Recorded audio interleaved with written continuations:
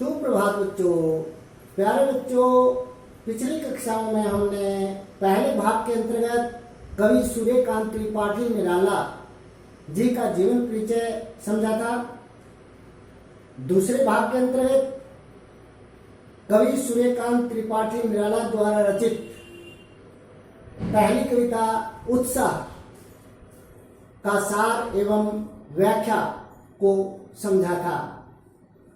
आज की कक्षा में हम उन्हीं की द्वारा रचित अट नहीं रही है कविता का सार एवं व्याख्या समझेंगे।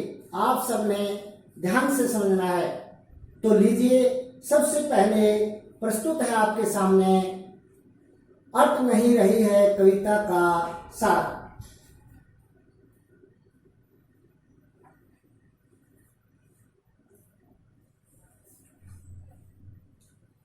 अट नहीं रही है कविता फागुन की मादकता को प्रकट करती है। अट नहीं रही है कविता फागुन की, यानी फागुन के महीने में जो मस्ती होती है, जो आनंद होता है, उसको प्रकट करती है। अब ये फागुन का महीना कब आता है? यह आता है फरवरी और मार्च के महीने में, फरवरी के अंत में या फिर मार्च के आरंभ में। यानी जिस महीने में होली का त्योहार आता है वह महीना फागुन मास होता है, यानी फागुन का महीना कहलाता है। कवि फागुन की सर्वव्यापक सुंदरता को अनेक संदर्भों में देखता है। कवि सूर्यकांत त्रिपाठी निराला जी फागुन की सुंदरता को, जो कि सब जगह फैली हुई है, सर्वव्यापक होता है, सब जगह फैली हुई सुंदरता को अनेक रूपों में देख रहा है। जब मन प्रसन्न हो, यानी जब मन खुश हो, तो हर तरफ फागुन का ही सौंदर्य और उल्लास दिखाई पड़ता है। जब मन खुश हो तो हर चीज सुंदर लगती है, हर तरफ खुशी ही खुशी दिखाई देती है। सुंदर शब्दों के चयन, इस कविता में सुंदर सुंदर शब्दों का चयन है और लय ने कविता को भी फागुन की तरह ही सुंदर और ललित बना दिया है। ललित का अर्थ भी सुंदर ही होता है, मनोरम होता है। यानी इस कविता के अंदर अट नहीं रही है कविता में सुंदर सुंदर शब्दों का प्रयोग किया गया है। इसलिए उन सुंदर शब्दों के प्रयोग होने के कारण और लयात्मकता होने के कारण यह भी फागुन के महीने की तरह ही सुंदर, यानी सौंदर्य से युक्त बन गई है। यह था इस कविता का सार। अब समझेंगे अट नहीं रही है कविता की विस्तृत व्याख्या। अट नहीं रही है, अट नहीं रही है, आभा फागुन की तन सट नहीं रही है। कहीं सांस लेते हो, घर घर भर देते हो, उड़ने को नभ में तुम पर पर कर देते हो। आंख हटाता हूं तो हट नहीं रही है पत्तों से लदी डाल, कहीं हरी कहीं लाल, कहीं पड़ी है उर में मंद गंध पुष्प माल, पाट पाट शोभा श्री पट नहीं रही है। इस कविता में कवि सूर्यकांत त्रिपाठी निराला जी ने फागुन के सौंदर्य का वर्णन किया है।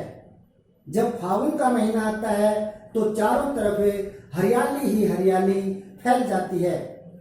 चारों तरफ इतना सौंदर्य बढ़ जाता है कि कवि आंख हटाना चाहता है तो भी वह आंख नहीं हटा पाता है। उसी सौंदर्य का वर्णन करते हुए कवि क्या कहते हैं इस कविता में, यह समझें। अट नहीं रही है आभा फागुन की सट नहीं रही है। इस कविता में 3 शब्द आए हैं, अटना, सटना और पटना। तीनों शब्दों का अर्थ होता है समाना। अट नहीं रही है, सट नहीं रही है, यानी समा नहीं रही है। और समाना का अर्थ क्या होता है? किसी चीज में पूर्ण रूप से न आना, यानी उससे ज्यादा हो जाना। अट नहीं रही है अब फागुन की सट नहीं रही है। कवि कहते हैं कि फागुन के महीने में इतनी सुंदरता बढ़ जाती है, चारों तरफ इतनी सुंदरता फैल जाती है कि वह सुंदरता प्रकृति में पूर्ण रूप से समा नहीं रही है। अट नहीं रही है और सट नहीं रही है का अर्थ होता है समा नहीं रही है। एक ही बार अर्थ लगेगा यहां। कहीं सांस लेते हो घर घर भर देते हो। यहां पर फागुन के महीने का मानवीकरण करते हुए कवि कहते हैं कि जब फागुन का महीना आता है तो चारों तरफ हरियाली फैल जाती है, पेड़ पौधों पर हरे हरे पत्ते लग जाते हैं और साथ में रंग बिरंगे फूल भी आ जाते हैं। उन फूलों से मंद मंद खुशबू निकलती है, सुगंध निकलती है और जब वह सुगंध हवा में मिलकर के बहती है तो ऐसा लगता है जैसे फागुन का महीना आकर के सांस ले रहा है और उस सुगंध को, उस मंद मंद सुगंध को हर जगह पर फैला रहा है।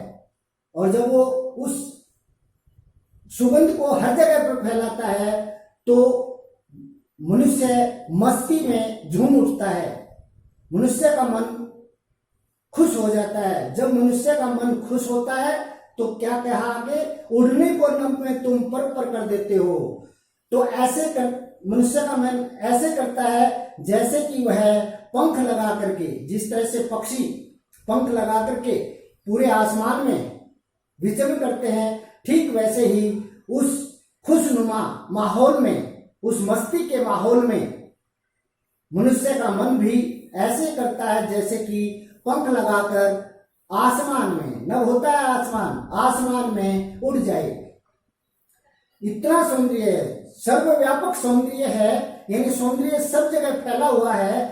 उस सौंदर्य को कवि देख रहा है और अगर वह उस सौंदर्य से आंख हटाने की भी सोचता है तो भी वह आंख नहीं हटा पा रहा है। आंख हटाता हूं तो हट नहीं रही है। अगर कवि उस सौंदर्य की तरफ से आंख हटाना चाहता है तो भी वह आंख नहीं हटा पा रहा है। अब पहले बताया मैंने कि फागुन के महीने में पेड़ पौधे हरे हरे पत्तों से लद जाते हैं, यानी पत्तों से लद जाते हैं। कहीं पत्ते हरे होते हैं तो कहीं पर लाल, यही बात आगे बताई गई है। पत्तों से लदी डाल कहीं हरी कहीं लाल, यानी डालियां पत्तों से लद जाती है तो कहीं पर पत्ते हरे होते हैं तो कहीं पर लाल। कहीं पड़ी है उर में कहीं पड़ी है उर में मंद गंध पुष्प माल, और उन हरे हरे पत्तों के बीच में रंग बिरंगे फूल, खुशबूदार फूल भी लगे हुए हैं। वे फूल देखकर ऐसे लगता है जैसे प्रकृति ने मंद गंध पुष्प माल, मंद मंद सुगंध देने वाली फूलों की माला, मंद मंद गंध माने सुगंध देने वाली फूलों की माला अपने उर होता है हृदय पर पहन रखी हो।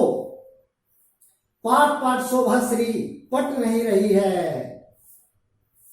पाट पाट होता है जगह जगह पर, यानी हर जगह पर इतनी सुंदरता है, यानी सौंदर्य की इतनी अधिकता है कि वह सौंदर्य वहां पर उस प्रकृति में समा नहीं रहा है, यानी पूर्ण रूप से आ नहीं रहा है, यानी वह अधिक हो रहा है।